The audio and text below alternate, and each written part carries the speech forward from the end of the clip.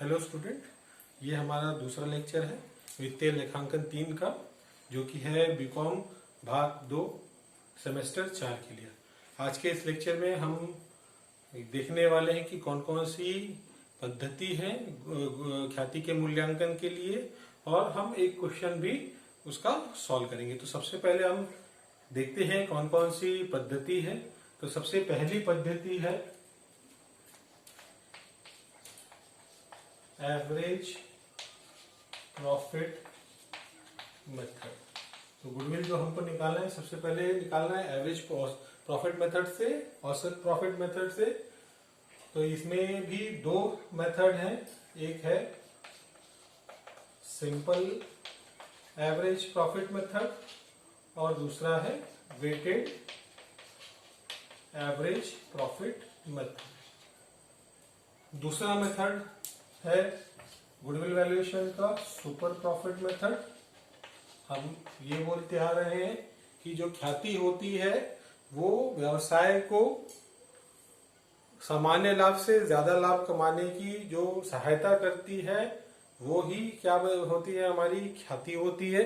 तो हम इसमें ये देखेंगे कि अधिक लाभ जो है वो उसके बेसिस पे हम गुडविल का कैलकुलेशन करेंगे। तीसरा मेथड है कैपिटलाइजेशन मेथड। हम इसमें देखेंगे कि भी लाभ के हिसाब से किसी व्यवसाय की पूंजी कितनी होनी चाहिए और कितनी है, फिर हम उसमें गुडविल का ख्याति का मूल्यांकन करेंगे। और इस कैपिटलाइजेशन में दो मेथड है, एक है कैपिटलाइजेशन ऑफ एवरेज प्रॉफिट और दूसरा मेथड है कैपिटलाइजेशन ऑफ सुपर प्रॉफिट। और आखिरी मेथड है एन्युटी मेथड।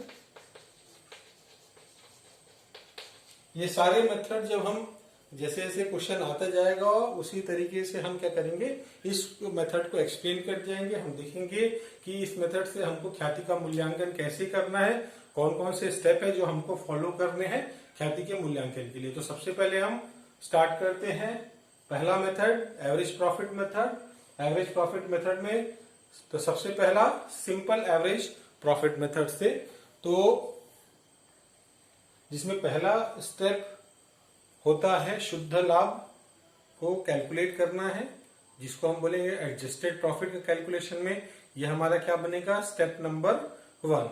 तो स्टेप नंबर 1 में सबसे पहली बात हम देखेंगे, यहाँ पे हम जो शुद्ध लाभ निकाल रहे हैं तो हम ये देखेंगे कि आगे जो भविष्य में है कंपनी को कितना लाभ होगा, और ये जो लाभ जब हम निकाल रहे हैं कि भविष्य में कितना लाभ होने वाला है, तो वर्तमान में उस लाभ को कैलकुलेशन करते समय हमने कुछ ऐसी चीजें हैं जिसको हमने लिख ली होगी, लेकिन उसको हमको यहाँ पे क्या करना है, उसको हटाना है।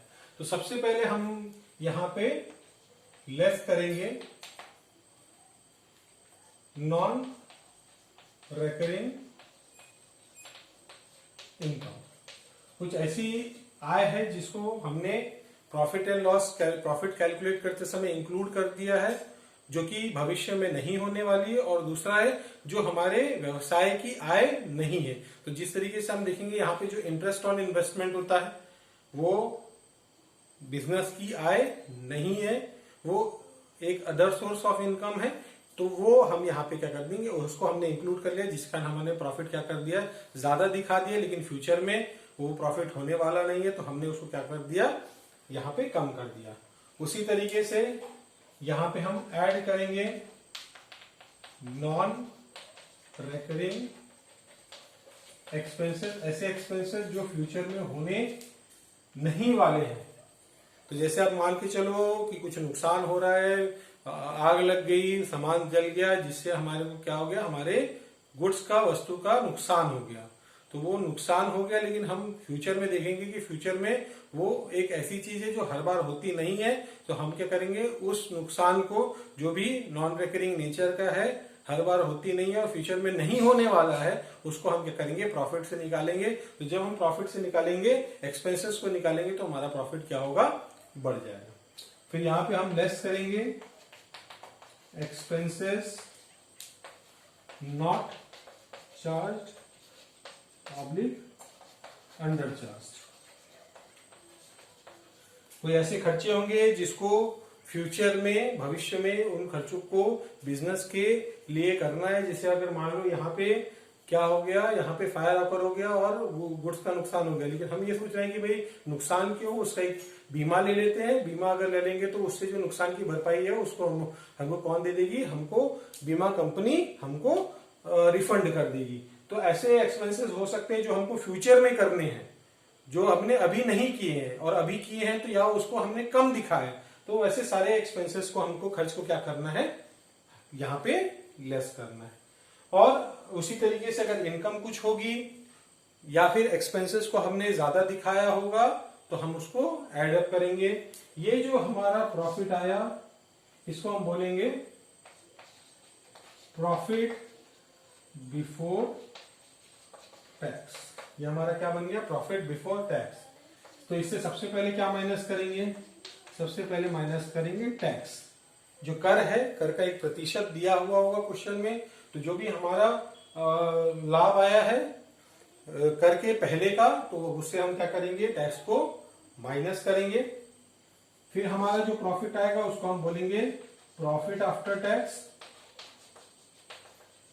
अब इससे हम माइनस करेंगे हमारा जो स्टैट्यूटरी है, भी हमको उतना प्रॉफिट से रिजर्व में ट्रांसफर करना ही है। जो परसेंटेज होगा हम यहाँ पे क्या करेंगे, उसको भी माइनस करेंगे, ट्रांसफर टू रिजर्व। उसके बाद फिर से हमारा एक प्रॉफिट आएगा और उस प्रॉफिट से हम माइनस करेंगे, लेस करेंगे preference share dividend on preference share. तो वो भी हम क्या कर देंगे, माइनस करेंगे। और जो बचा वो हम बोलते हैं, वो जो प्रॉफिट है वो किसका हुआ, वो प्रॉफिट हुआ इक्विटी शेयर होल्डर का। और उसी प्रॉफिट की बेसिस पे हम यहाँ पे क्या कैलकुलेट करेंगे, हम यहाँ पे ख्याति वैल्यूएशन ऑफ गुडविल करेंगे। तो ये हो गया हमारा स्टेप नंबर 1। स्टेप नंबर 1 हमारा क्या है, शुद्ध लाभ का कैलकुलेशन है, या हम इसको बोले calculation of adjusted profit. Step number 2 simple average profit method से पहला स्टेप हमारा कंप्यूटेशन ऑफ एडजस्टेड प्रॉफिट है, शुद्ध लाभ है। और शुद्ध लाभ कैलकुलेट करते समय हमें जो हमें फ्यूचर में होने वाला है, जो वर्तमान में हो गया है, जो फ्यूचर में नहीं होने वाला है, उस सारे चीज का हमने क्या किया, यहाँ पे कैलकुलेशन किया। अब स्टेप नंबर 2 ये हम निकालेंगे एवरेज प्रॉफिट और औसत लाभ। जब हम औसत लाभ निकालें तो यहाँ पे हमें हो सकता है 1 साल का प्रॉफिट गिवन हो, 1 से ज्यादा साल का प्रॉफिट गिवन हो। हर जो साल के प्रॉफिट से जो एडजस्टमेंट होगा उसका ट्रीटमेंट हमको करना है, हमें शुद्ध लाभ निकालना है। और उसके बाद हमको क्या निकालना है, average profit, average adjusted profit या फ्यूचर मेंटेनेबल प्रॉफिट। ये अलग अलग वर्ड है बट ये चीजें सेम है। जब हम एवरेज प्रॉफिट निकालते हैं तो हम क्या करेंगे, हमें जितने भी साल का हमने शुद्ध लाभ निकाला है उसको हम क्या करेंगे, ऐड करेंगे। तो हम यहां पे लिखेंगे टोटल प्रॉफिट ऑफ ईयर्स। जितने भी साल का प्रॉफिट हमें दिया गया है उससे हमने क्या निकाला, शुद्ध लाभ निकाला, और सभी साल के प्रॉफिट को हमने क्या कर दिया, ऐड कर दिया, divided by number of year. तो हम उससे डिवाइड कितना करेंगे, हम उससे डिवाइड करेंगे जितने साल का प्रॉफिट दिया हुआ है। तो 5 साल का प्रॉफिट दिया हुआ है तो 5 साल के प्रॉफिट को ऐड किए, वो हमारे न्यूमरेटर में चला गया और डिनोमिनेटर में क्या चला गया, 5। और step number 3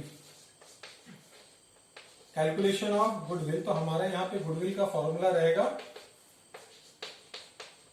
average profit multiplied by number of purchase year. अभी जो परचेज ईयर है ये हमारा क्या होगा, ये जो हम बोल रहे हैं कि ये पुरानी व्यवसाय है, नए व्यवसाय के तुलना में ये प्रॉफिट ज्यादा अर्न करेगी। तो इसका जो फायदा है वो कितने सालों तक के आगे मिलने वाला है, वो हमारा क्या बनता है, नंबर ऑफ परचेज ईयर। तो हमें बोल रहे हैं गुडविल का फायदा भविष्य में कितने सालों तक मिलने वाला है, वो क्या बनता है हमारा, नंबर ऑफ परचेज ईयर। ये दोनों को हमने मल्टीप्लाई किया। स्टेप नंबर 2 में हमने एवरेज प्रॉफिट निकाला और कहीं ना कहीं क्वेश्चन में हम क्या दिया रहेगा, क्वेश्चन में हमको दिया हुआ होगा नंबर ऑफ परचेज ईयर। दोनों को हमने मल्टीप्लाई किया और दोनों को मल्टीप्लाई करने के बाद हमारा जो आंसर आया वो हमारी क्या किसकी वैल्यू हो गई, गुडविल की वैल्यू हो गई। तो आज की क्लास में हमने पहला स्टेप देखा, नेक्स्ट क्लास में हम क्वेश्चन सॉल्व करते हैं। Thank you.